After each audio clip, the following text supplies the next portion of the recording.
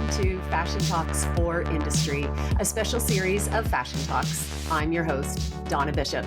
In these episodes, I will be speaking with experts across all manner of professions who will offer their insights, tools, strategies that you can use in your business, whether you are an entrepreneur or an executive, a founder or a freelancer, whether you are just starting your career or have years of experience under your belt. Andrea, it is so wonderful to have you here today. Thank you so much for joining me on Fashion Talks. Thank you, Donna. I am so excited to be here. I'm really looking forward to today's conversation.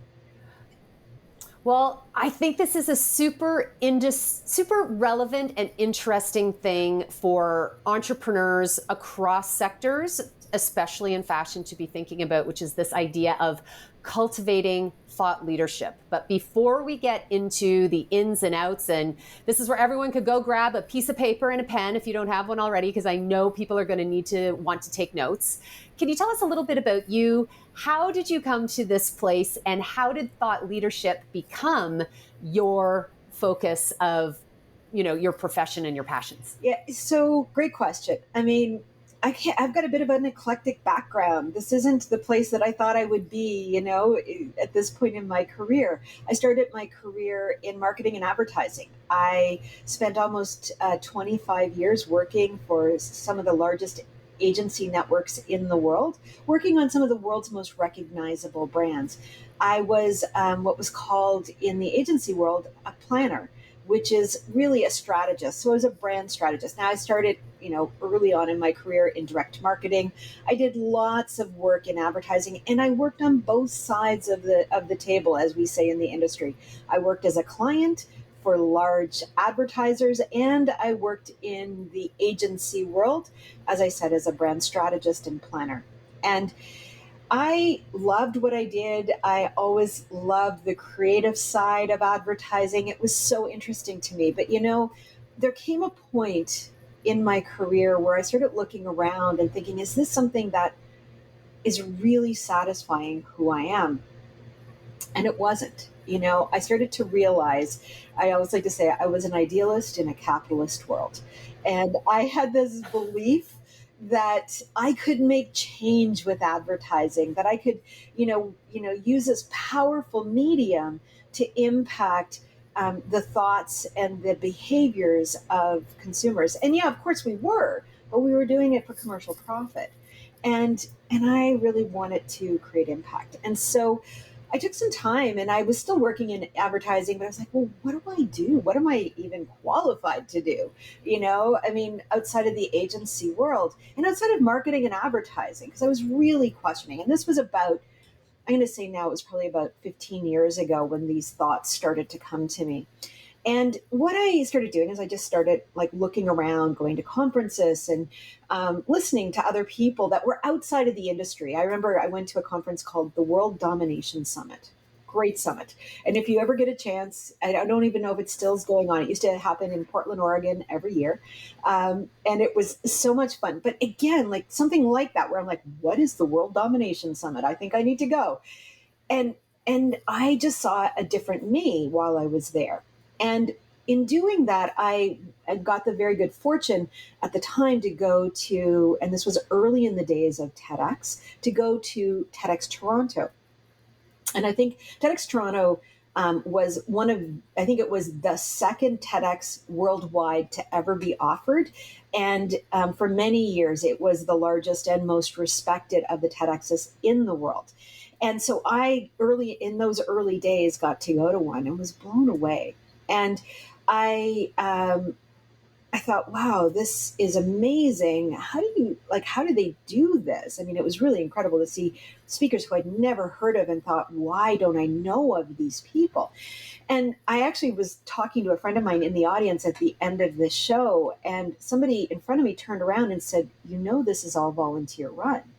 I was like, holy cow, that also blew me away. It was like, this was actually one of the best conferences I had ever been to. It was a one-day conference. So I go on their website and I quickly put in my application for the next year, literally in the audience. And I ended up having the very good fortune to be volunteered as a speaker's coach. Now, I didn't even know what a speaker's coach was. But I was still working in advertising. And as a brand strategist, I was doing research. I was, presenting strategies to the client literally every day. So it's not a big stretch. I'm sure, I mean, look, TED Talks are different, but I'm sure I can pick this up. Well, that first year really opened up a world for me because what it did is it showed me a couple of things. One, my 20 some odd years in advertising had trained me perfectly to be a speaker's coach. I didn't know that, but what I learned was that being a speaker's coach, and now, because I'll take it one step further, which is being a thought leader coach, what it was required was understanding how to distill large amounts of information into one single idea, because that's what a TED Talk is. And so I was able to do that. And here I was working with some of the smartest people I had ever met. I mean, that first year, I was working with one of the foremost experts in the world on body language. I was working with an individual who was working on a worldwide project to decode the genome. This man had two PhDs, one in medicine and one in engineering. I remember my first session with him, he opened his notebook and it was all math. I thought, I don't know if we can work together. So That is a lot to it's a lot to distill. distill, right? And so I learned this. I had this unique talent I didn't even know I had. And these people were doing amazing work in the world. This was the other piece to it. That first year, I actually saw a new world I hadn't ever seen, because what I was being shown through the TED lens were people who were so busy doing the work of creating impact and change that they were forgetting to tell anyone about it.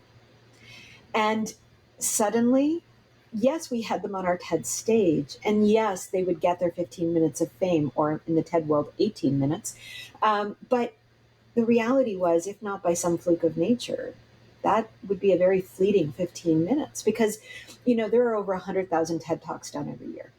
And very few of them actually go viral. I know we all love TED Talks, we watch them, we consume them, but few of them actually get to the point where many people are seeing them. And so I saw that there was this need that I could actually help with, that I could, in fact, help them to communicate in a way that the rest of us understood. Because much like my client whose notebook was all math, his communication skills were as an expert. And he was talking the language of science and the genome. I didn't speak that language. And what I was able to do was to help him to turn that into something that was understandable. So, how did I get into this world? Well, it was through that. Suddenly, I saw my skill set, my abilities, and more importantly, my passion actually had a place that could be helpful in the world. And so I ended up working for almost 4 years on TEDx Toronto before I created what is now my company, Talk Boutique, which was created out of that work. And it was really designed to help experts and change makers become thought leaders that actually create change in the world. And how did I then become the thought leader of thought leaders, or something in that? I mean, I hate to say that because I don't really believe that. But Are we allowed to call ourselves thought leaders? I don't know. Is that something we get to someone put on else, because someone that's else, I exactly what I was guess? going to say. It's not a title. It's not like we put a TL after our name, right? Um, it's something that others call us, but we recognize thought leaders, and we recognize them because they give their knowledge in such a way that we understand it. They're technical, they're deep, they're clear understanding of something that none of us really understand. And then we watch that TED Talk and we go, oh my God, I get it now for the very first time. Why? Because as a thought leader, what they've done is they've taken their influence, their emotional connection to their content and to their audience, along with the confidence they have in the knowledge that they bring. And they seamlessly blend those two things in such a way that we, as the audience, not only understand what they're talking about, but we connect with them and their authenticity in everything they're telling us. And that's what it means to be a thought leader. Well, and I just want to catch people before they say, "Oh my goodness, I'm not doing a TED Talk. I, am not a scientist." Before, like, don't Don't leave. leave. Like, No. being a thought leader, is it something that any of us can step into? Yes or no? Absolutely. In fact, I'm writing a book right now called The Everyday Thought Leader that talks exactly about that. Because here's the thing, if we think of TED, TED is about science, technology, entertainment, right? TED stands for technology, entertainment, and design. And so entertainment is arts. And when I work with people, I work with a lot of artists actually, because artists have very complex information. We think about the art they're doing, and for many of us, we consume that art and we think we take away from it what we take away. But I've worked with a lot of artists, and what I know is they're really smart people who have really deep understanding of the world around them. That's what makes them a good artist. But they can't explain that. And so it's the same issue. And so as a thought leader, you can be a thought leader in art. You can be a thought leader in design. You can be a thought leader in cooking. You can be a thought leader in how to be a good mother, quite frankly. You do not need to have a university degree behind you that says now you get to claim thought leadership. That's not what it's about. It's about being able to create a connection with your audience in such a way that they learn from you what they need to learn from you in a way that is authentic to who you are and also to who they are. So, if we take the example of a mom, a stay at home mom, there are so many amazing women who have made that choice, who actually have incredible thinking as to why they've made that choice and the way in which they choose that, the way in which they raise their family, the way in which they, stay at home, the work that they do. It's not just cleaning the house, they're doing many, many things. And we see them now with the rise of social media on TikTok and on Instagram, giving us tips that help us to understand how to be a thought leader or how to actually be a better stay at home mom. And they have thought leadership on that. So it's not outside of us and so unattainable. We all have the ability to be thought leaders. And looking at it through the lens of an entrepreneur, because many, many, many people who work in fashion as designers, as photographers, as models, as makeup artists, as retailers, like across the swath of opportunities within this industry, fashion, what are the advantages of taking on and stepping into the role of a thought leader as someone who works as an entrepreneur or a freelancer? Where do you think the benefit is for bringing that into my business marketing mix? Like, how do you describe it as part of my strategy? Yeah. So why be a thought leader? What is the value of being a thought leader? I just wrote an article on this actually on LinkedIn yesterday about the dual benefit of being a thought leader. And really the dual benefit is one, there is a monetary benefit to it, especially if you are in the world of entrepreneurship or industry. And that monetary benefit comes in the way of opportunities, jobs, projects. Why? Because as a thought leader, you become the go to resource. So, whether you're inside of an organization, as an example, you're the person that's first picked for the promotion. If you are an entrepreneur, you are seen as the go to resource for whatever it is that you offer in the world. So monetary benefits, opportunities come to you. The other side of it is the societal benefit, because what you're doing, so yes, it's great to get paid and to be successful, and that's important. And I don't want to denigrate that at all. In fact, I want you all to recognize that being a thought leader has a monetary benefit, but the societal impact is equally as important, because when you're adding your voice to a global collective of thought leaders, what you're doing is you're giving us a new way to see what it is that you do. And by doing that, they're doing two things. One, you're helping us to see a new way of doing something, or a new approach, or a new, um, uh, I guess it is approach to do what it is you want to do. But equally as important, you're inspiring others. And in the inspiring of others, we all grow. So adding your voice to a global collective creates societal change. When I think about the fashion industry, it's such an important industry right now because we're seeing it come up so much in the area of climate change and sustainability. There's so many conversations. Well, who are the thought leaders in the fashion industry right now who are speaking up, not just on sustainability, but in terms of the long term view of the fashion industry?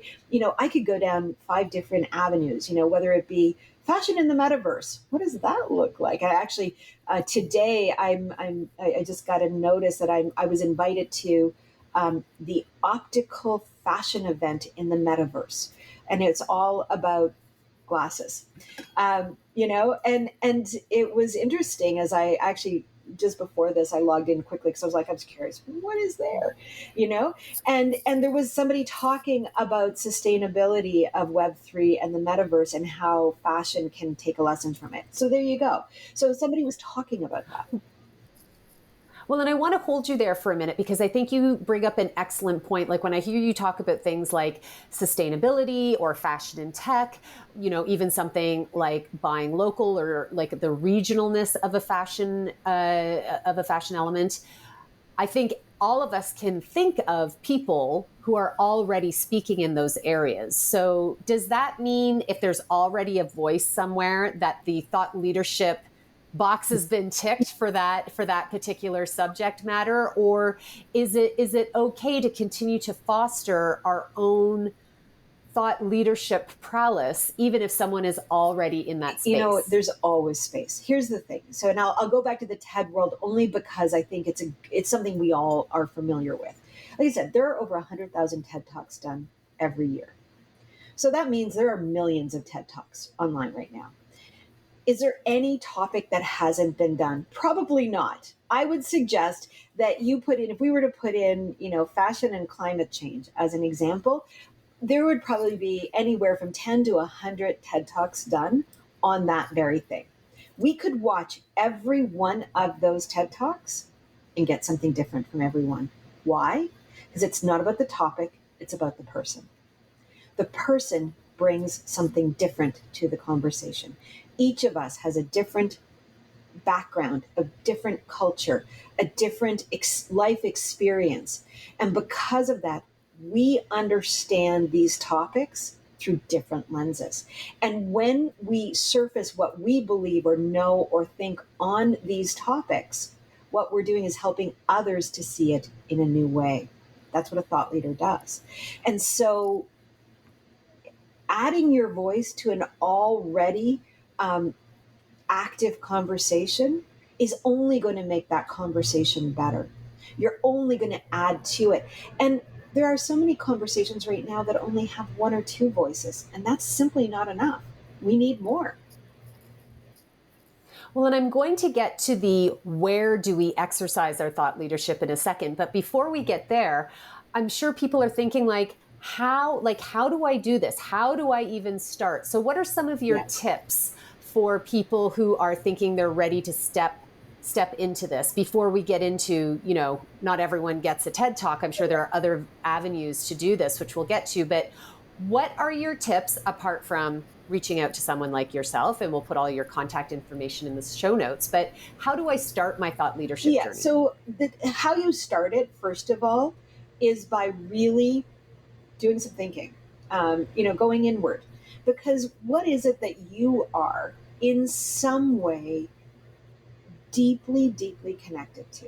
Now, I know this is a podcast that primarily speaks to the fashion industry. So I'm going to assume that pretty much everyone here deeply believes in fashion in some way, shape, or form.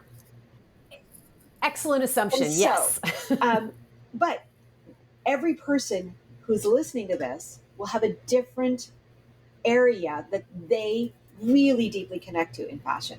Whether that, like, again, there's like, I mean, thousands of different ways in which people could come into it. So that's what I call a topic. Okay, so what's your topic? That that topic is important because we all are able to understand a topic. It's there's no differentiation. It's just a thing that we know of. Well, once we can identify the topic that we deeply connect to, then we can give ourselves some time to think about what what is it that we do that's differently than anyone else on that topic. What is our unique perspective or point of view? I like to say, how do we activate that topic differently than anyone else? Now, it could be that, I don't know, perhaps you are a designer and you choose to only use natural fiber. Maybe that's one of the ways in which you differentiate. But maybe it goes deeper than that. Maybe you only use natural fiber because you deeply believe in sustainability and you want to create garments that actually can biodegrade within 100 years. Okay, now we're getting even deeper. And maybe it goes even deeper than that. Maybe it's because you grew up next to a garbage dump and you saw the impact. And it was, and maybe you lost a family member because of it. Your unique experience, as you can see, as we're going deeper and deeper, suddenly this is your unique perspective. Because you're not just talking about fashion, you're talking about how fashion, when we make choices around fiber, we're actually not only helping the planet, but we're also helping the families that live on it. That would be your unique perspective. And why is that important? So that we create sustainability um, of the industry, we create beauty of garments, and we make sure that we're doing no harm. Now, that's an idea. That might be unique to you. And there's no one else who can activate it in the way that you can. And what I just gave you was a combination of three things: a what, a how, and a why. And so the what is the topic, the how is how you activate that topic, and the why is the impact it creates. So that's the starting point. For you, just think about it. What is it? Next, who are you? What is your personal brand? What what is it that makes you you? Make sure you know what your values are and how you can be authentic to them. And then the third thing is, do you have a community around you who is wanting in some way to support and amplify your message? So we're really talking about you as a communicator, you as a brand, and you as a community. And these are things that you can do over time. You don't have to have all of them to start, but you can start all of them and then Well, and your community could be 2 people or 2,000 or 2 million absolutely. people. And that's it. It's like, start with the community of two. I'm working with a client right now. So we have something called the Thought Leader Academy, which is an online program with group coaching. And one of the students in the Thought Leader Academy is she's a doctor in the U.S. and she's got this amazing idea where she wants to transform the healthcare system from the inside out. So I was working with her recently, and we were talking about this very thing. And she wants to create a movement. She's got big, lofty goals, Yeah. and as she should. Like, what an amazing goal to transform the healthcare industry. And I said to her, "How many people do you have?" She said, "I have three." Great, great. You're starting. Okay, you're at the beginning, so you now need critical mass. So what are you doing with those three? Now it's a job of making sure that they're bringing more people to your movement, right? So they become, three people can become six, and six can become nine, and nine can become, 18. And like, it grows. But three is enough. She's starting.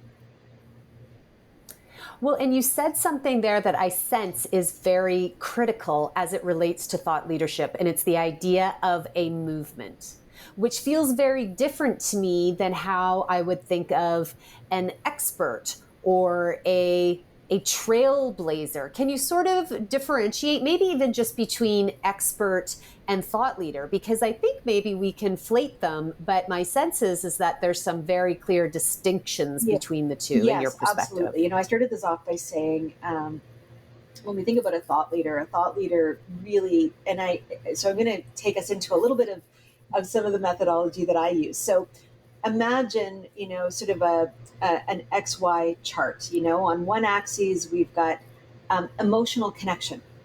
And on the bottom axis, we've got confidence in our knowledge. Okay. And so again, this is not about education. This is not about, are we deeply connected? This is just simply at a highest level. What is our emotional connection and what is the confidence in the knowledge that we have? Okay, so very simple. When we think about that, and this is a mindset. Okay, so I also want to differentiate that what we're talking about is how we show up. A thought leader is how you show up. An expert is how you show up. So you have a mindset. Like even being a trailblazer, you're showing up with a mindset, right? So understanding what mindset we're showing up with. So as an expert, you show up with lots of confidence in your knowledge, right? Experts come in as an authority. They are often showing up with very rigid views, often, right? Because they are so confident in their knowledge. But that rigidness, that confidence actually does not create an emotional connection. So they tend to be less emotionally connected to whoever it is. And they do that actually purposefully because they don't want emotions in their mind to cloud their knowledge. But when they do that, what happens is they separate themselves from their audience, and their audience never really connects with them. And then the language they use, the way in which they describe their expertise or that knowledge they have is often very technical. And so not only do we not connect with them, we also don't connect with their information. We don't remember it. And there's brain science here because what we're talking about is actually creating emotional connections and associations in the brain. And when we're using language that is factual, we're really only speaking to one part of the brain. I'm trying to convince, not Inspire inspire. or empower, right? And Yeah. so we lose our audience as experts. We show up in that mindset, we hold that, but we don't connect. If we're in that, Mm-hmm. what I like to call change makers, and change makers are the people who are deeply passionate about what they're doing. They often have the same amount of education as experts. It's really a mindset difference, right? Their mindset is I want to show you the impact that doing the thing that I'm going to tell you about will do. Or I so deeply believe in this, I want you to believe in it in the same way that I do. And so change makers lean heavily into the emotional connection. They want to connect with us. They build that emotional connection. But they don't like to go into the facts and data because what happens is their worry is they'll lose us, that it'll take us into a different discussion and it'll put them into that expert role where they'll lose the connection with us. And so, much like the expert, what happens is the audience pulls away because it feels really good emotionally, but we don't feel like we have any facts that actually bring it to us. So we're like, okay, well, they seem really passionate about it, but I don't really know if they know what they know. And so we're left wondering. So, if we look at the trailblazers, that's kind of often they're the ones that are right on the cusp of that. And I would even put influencers into this, right? They're kind of right in between where they're like, they're heavy on emotion and then they're heavy on fact and then they're heavy on emotion and then they're heavy on fact, right? And they're going back and forth and back and forth, but they're never really bringing the two together. Or, and that I would say that's a trailblazer, right? Because they're using whatever tool they need in the moment to get forward. but they don't know actually how to put it together. And often they're moving so fast, they don't slow down long enough to put those two things together. The influencers on the other side of it, I would say, are often leaning heavily into emotional influence. But there's a bias. We can feel the bias because we know that with influencers, there's often some form of reason why. And it's never Right. said. But we know it. And so they're never going sort of all the way over. So what does a thought leader look like? Well, a thought leader is where they come with that confidence in their knowledge. They come with the emotional connection to the audience. But what they've left behind is the ego that lives in both of those places.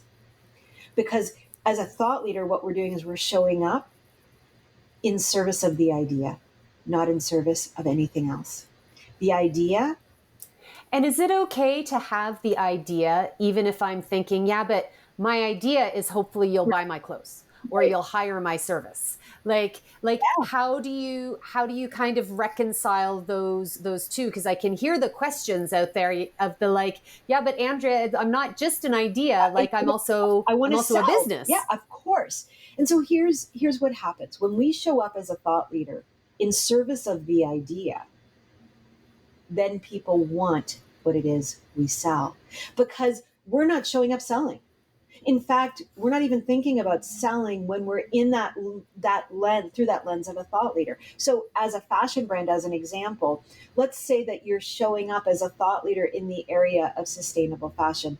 um, Kelly, and her last name has gone, Kelly Drennan. Drennan. We worked with Kelly a few years back on TEDx Corktown. She gave a great talk. And if you haven't seen it, go and watch it.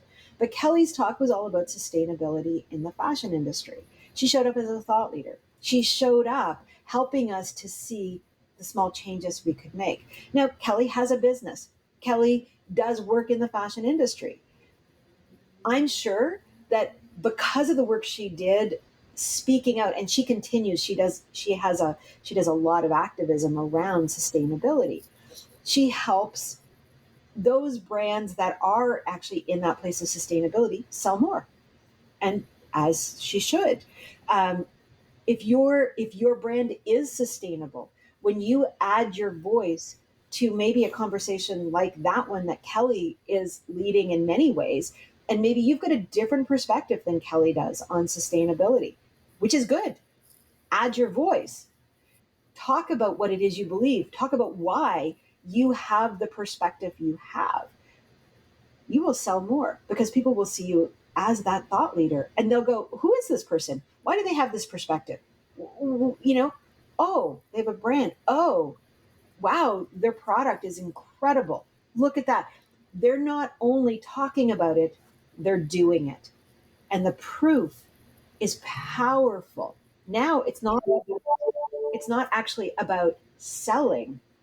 It's about proof of what you believe. So suddenly, from it going from a sales conversation to being you as a thought leader walking your talk. And where do we do that? So as we're sitting here talking and it's like, okay, I've found my values. I can connect it to the how. I have my why. Where do I then go to execute that? How do I present my thought So leadership to the world? like we live in a world where we are hyper connected. And, I have talked a lot about TED Talks only because so many people know of them, not because I think everybody should have a TED Talk. And I do want to differentiate that and just say, look, I actually don't think everyone should have a TED Talk. It's a pretty crowded. Yeah. Phew. But what I do think is that we should all have a point of view and we should all be talking about our thought leadership. I do weekly LinkedIn, or every second week, I do a LinkedIn live on the LinkedIn platform. Why? Because it's a way for me to take so many thought leaders that I know and that I work with and actually have really good conversations. It's just something I do. We get a good audience. Sometimes we don't. It actually doesn't matter. It's really just about creating that conversation. Whether it be TikTok or Instagram, these are places where you can actually take your thought leadership out. They love it when you do live video. That live video can be turned into other things. You can be on podcasts like we are today, talking about thought leadership or your thought leadership, what it is that's important for you. There are hundreds of thousands of podcasts out there. And I mean, you know the stats on podcasts in terms of their ability to drive sales, to drive thought leadership. Podcasts are an incredibly powerful tool in the toolbox of any aspiring thought leader. So don't ignore the things that seem maybe you look at it and you go, well, I'm doing all of those things. Well, what I want you to do is to examine what you're doing within those channels and ask yourself, is that thought leadership or is it selling? Because if you're selling, which is not wrong, don't get me wrong, you absolutely can and should sell and you should make money. But if you are choosing to step into your thought leadership, you need to have some posts and some video and some places where you are truly just being the thought leader. Selling can be in other places or at other times. Separate out what you're saying, make sure your thought leadership is clear, and then maybe go some on another one and post about sales. Those are two different things. And I hear you saying just start wherever you have a platform. You're on Instagram, start on Instagram. You're on TikTok, start on TikTok. LinkedIn, start on LinkedIn. Like choose a place that you already have and just begin. And in fact, like, you know what? You're at your neighborhood community event. Just talk to the people around you. You don't have to have a stage. You don't have to have a stage. What you do need to have is an audience. And an audience shows up every time we have a conversation. Today, you know, we have an audience of people listening to us, but, you know, on another day, it could just be you and I having a conversation. That's an audience. So recognizing that we get to use and exercise our voice every time we speak with someone. Now, it's not to say you become the yawn, oh my God, here comes Andrea again. God, no, don't do that. But again, it's about being relevant to the conversation and listening to what you're saying, hearing your own voice, hearing your own ideas, and recognizing where you're becoming and stepping into your thought leadership. One thing I just want to go back to before we start to wrap up is, as you were talking about the how, as people discover that, and we talked about, you know, the designer, the fictional designer who uses natural fabrics. Why? Because, you know, they believe in sustainability. Why? Is as you're creating your own story, if people are going back and trying to think of, you know, well, what is this? Constantly asking, you know, because why? Deeper. Because why? Like go deeper, go deeper, go deeper. So if someone is starting to reflect and is inspired to say, okay, well, what is my like, you know, what is that like underlying uniqueness to my perspective, is to just start to unravel and unravel and unravel and go deeper and deeper and deeper, because that's where the uniqueness, the thing that is only pertaining to you, really then informs the story that you're telling, which is the foundation of your thought leadership. That is exactly it. Like every one of us has a unique life. Every one of us comes with unique lenses, and we forget that they're unique. We think we often come into our world and think we're all the same. We're not. And because we're not, you know, my unique experience in life will help somebody else understand what I'm saying in a way that they couldn't have understood without my unique lens. I don't know that, right?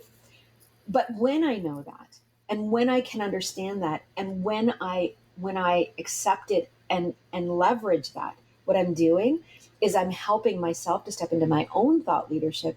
But equally as important is I'm helping somebody else to understand the complex idea that I'm putting out there in the world in such a way that they will now make it their own. They will move up in understanding, and they may have an idea that's completely different from mine, but the understanding that they got from me helped them in theirs. And so it becomes a ripple effect. When I choose to hold my own uniqueness and use it and share it and be the thought leader who helps others, other people can do the same. And that's what we're doing.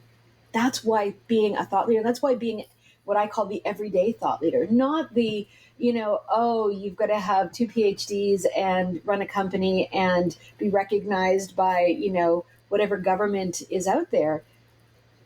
Are those thought leaders? Well, probably, but they're actually less important than all of us who are actually creating ripples in the world. Well, and I can't help but think when I reflect on the content that I like to consume, whether I'm like scrolling Instagram or TikTok, the posts and the content that I resonate with, be it people who are talking about, styling or their brand or photography or anything, it is because they're using these skills that you're talking about right now. I would never have said, oh, they're being thought leaders.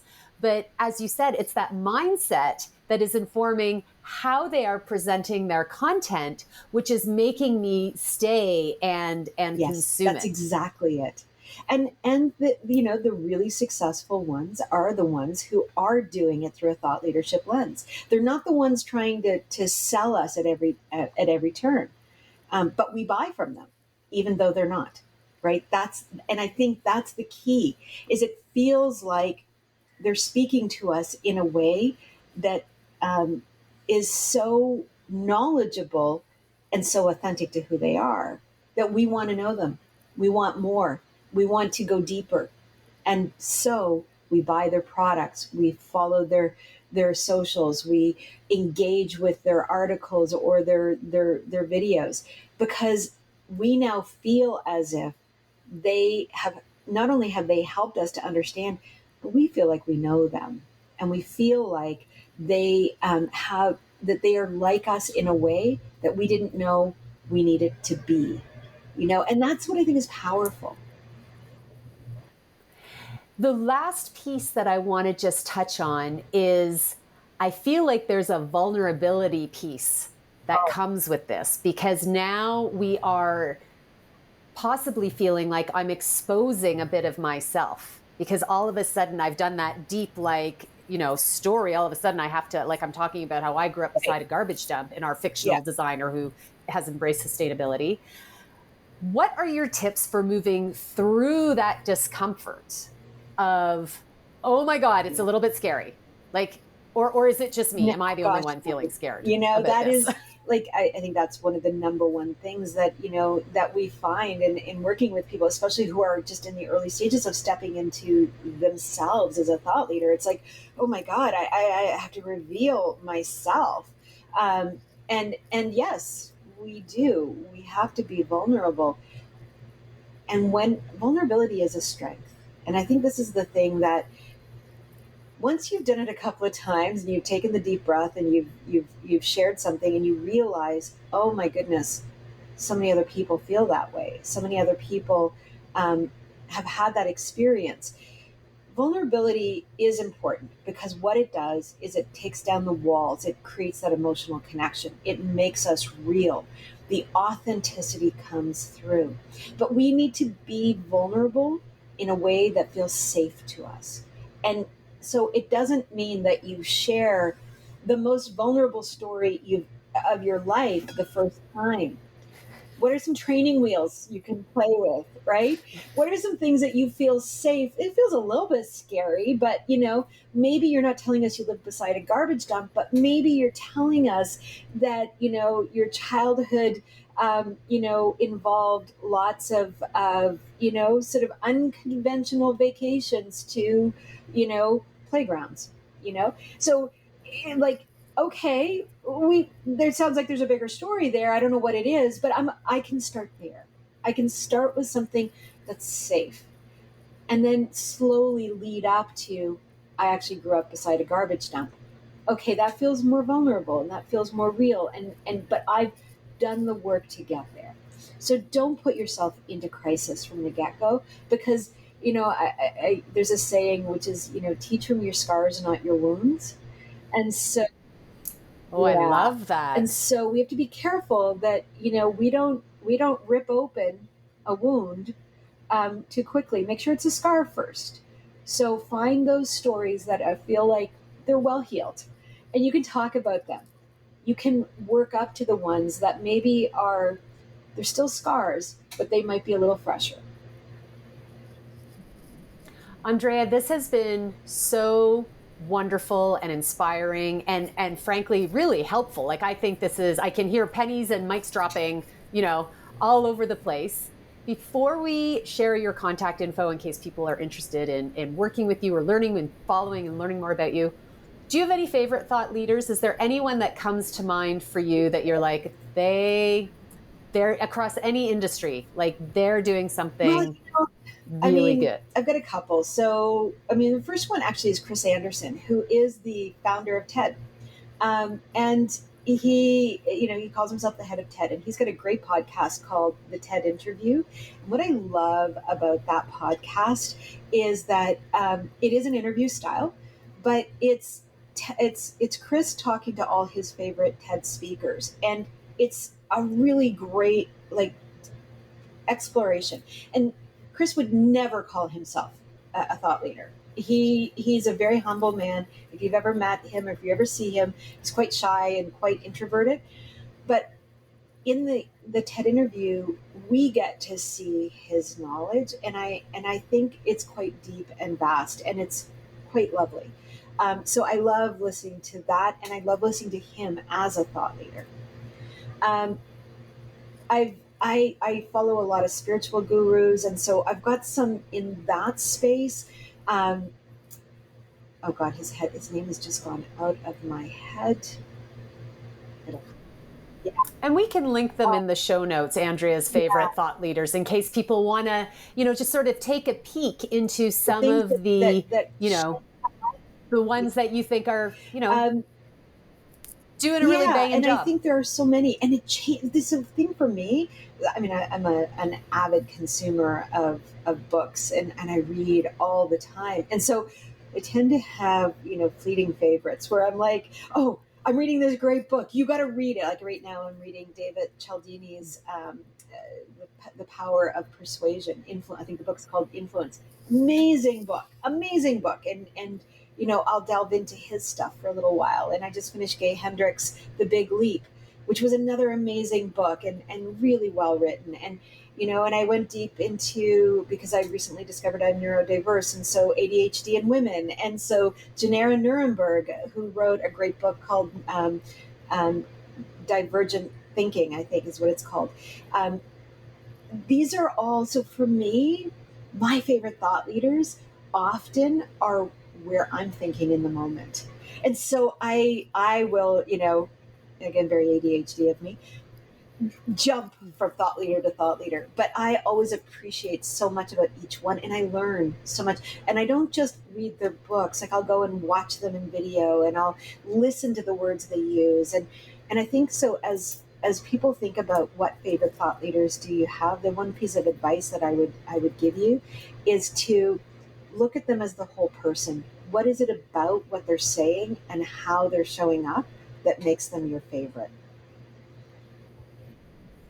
Andrea, thank you so much for sharing your wisdom and your expertise and your thoughts with us today. If people are interested in learning more about you and about Talk Boutique and just following along with the many interesting conversations that you have and the work that you do, where are the best places for people to follow me find on you? LinkedIn. I'm very, very active. I'm there every day. So Andrea Sampson at LinkedIn. And you can follow me on Instagram as this is Andrea Sampson. And you can also, of course, visit our website, talkboutique.com.